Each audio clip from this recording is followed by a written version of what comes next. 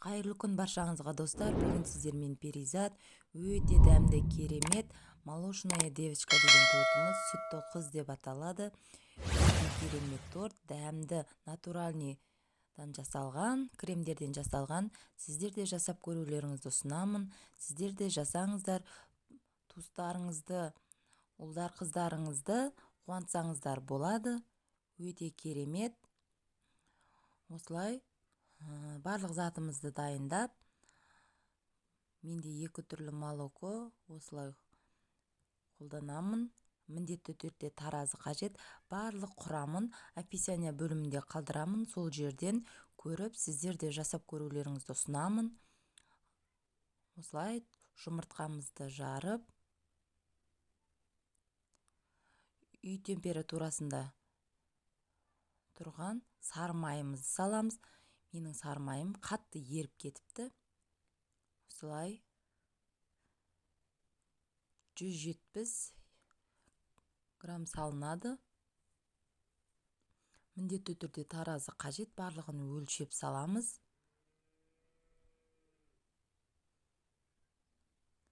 Осылай барлыгын салып алдым. Араластырып,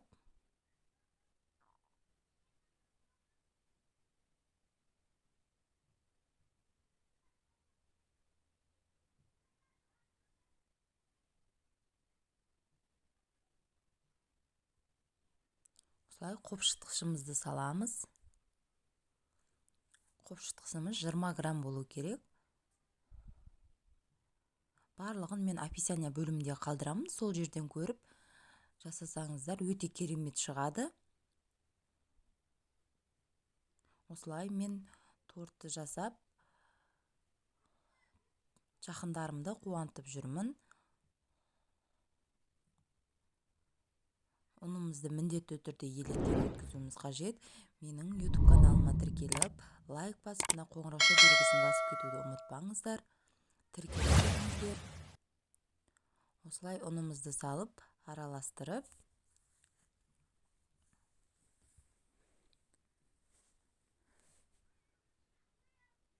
холодильникке жарты саат немесе 1 саат коюубуз кажет. Сонда тортумуз дем алып, тыныгып, адеми чыгады. Камырымыз осылай пергаментный бумагага салып, пергаментный осуган барлыгын 2 касык немесе 3 касыктан салып отуруп, бир тегиз кылып жайып аламыз.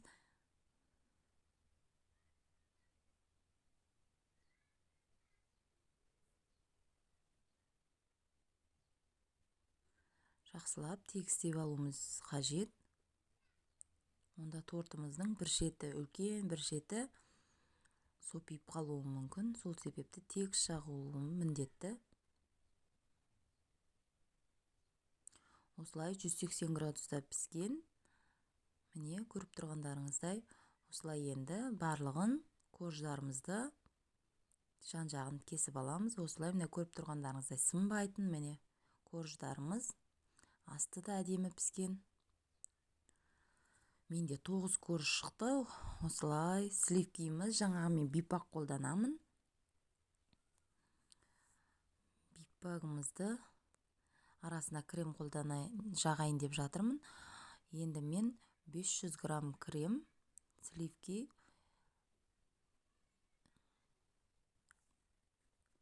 200 грамм сгущенка,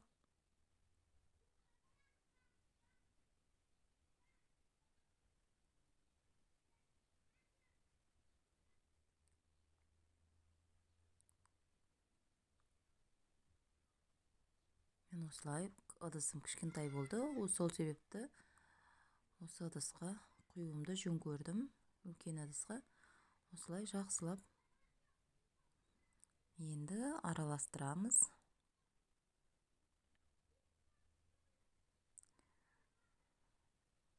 Сахарный пудрамызды саламыз.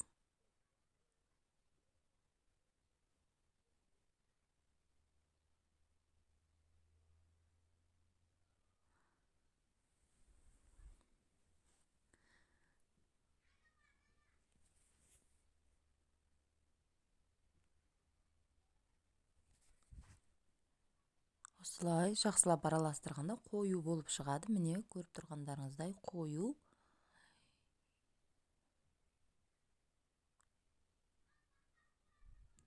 Енді біз кождарымызды жайғастыратын боламыз.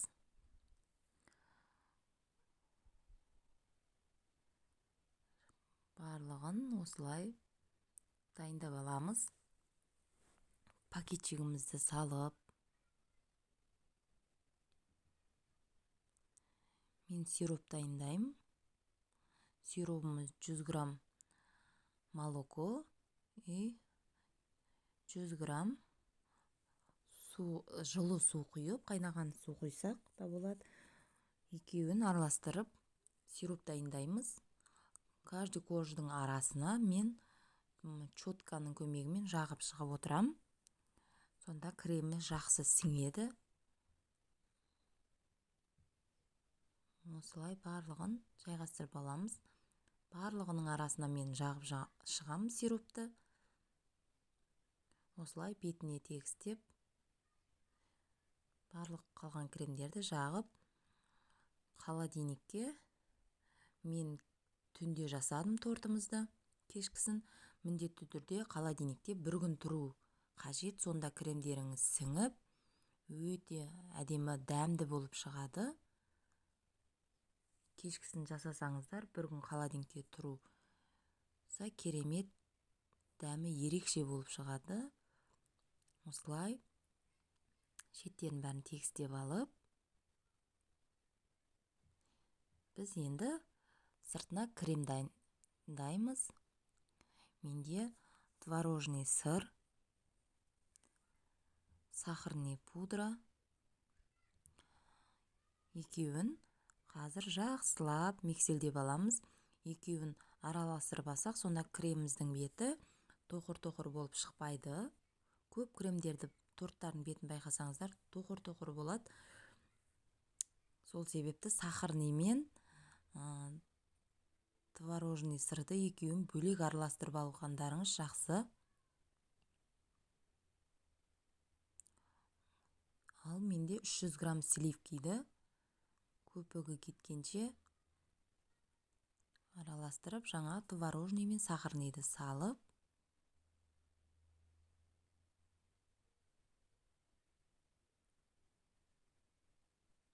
енді жақсылап миксельдеп аламыз.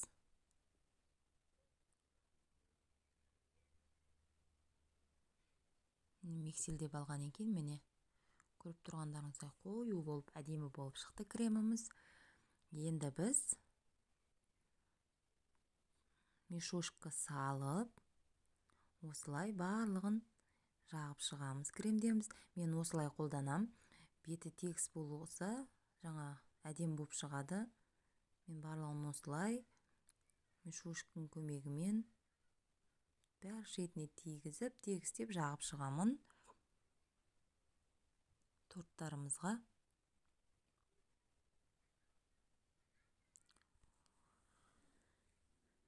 Осылай енді бетін тегістеп аламыз.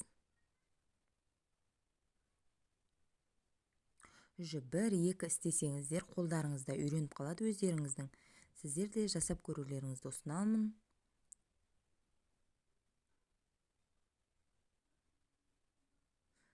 Осылай барлық шетін тегістеп, енді жанын тегістеп аламыз.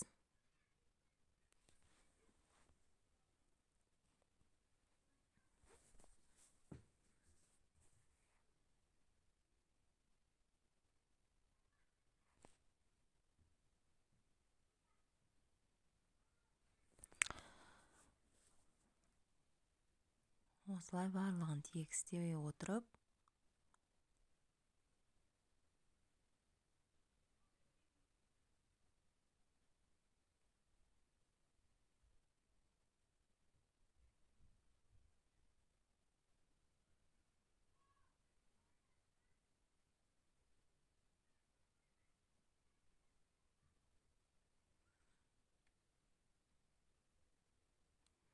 осылай тегістейміз.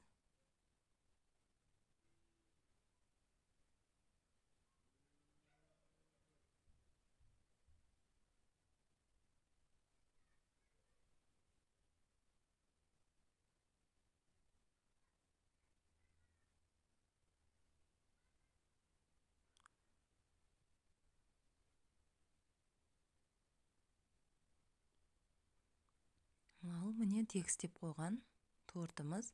Ал енді өздеріңіз қалай безендірсеңіздер де өз еріктеріңізде. Осылай мен безендірдім. Насаткамызды салып, шошқа осылай безендіріп шығып жатырмын.